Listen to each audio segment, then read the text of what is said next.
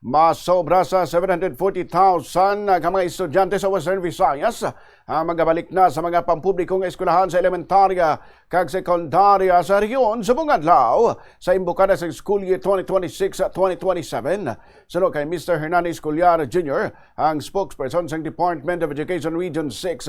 All systems go na ang DepEd Region 6 nga ginabugusan sa 2,841 ka public elementary and secondary schools.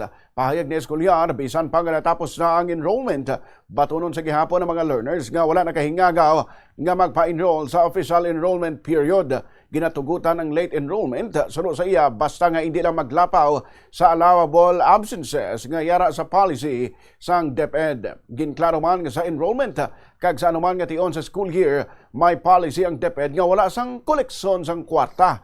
Maga-transition naman subong ang mga eskwelahan sa 3-term academic calendar. Ining rason kung nga ang ginkompleto man sa regional office ang serye sa mga orientation para sa mga manunudlo, school heads kag division personnel agud masigurong matalunsay ang implementasyon sang revised nga school calendar. Kita no sa regional office, we already have issued a monitoring tool sa aton sinino nga mga division offices and schools no kag diri nakabalay no ang mga nagakadapat nga i-check sa aton sini nga mga validators during the opening of classes. But kung tanong sini nato no, bago lang natapos ang aton sini nga brigada eskwela, and we know no nga ang aton nga mga eskwelahan gin preparahan gid no sa aton sini nga mga partners, stakeholders, sa aton sini nga mga ginikanan no, lamang nga pagbalik sa aton nga mga kabataan, ready ang aton sini nga mga hulot klasihan.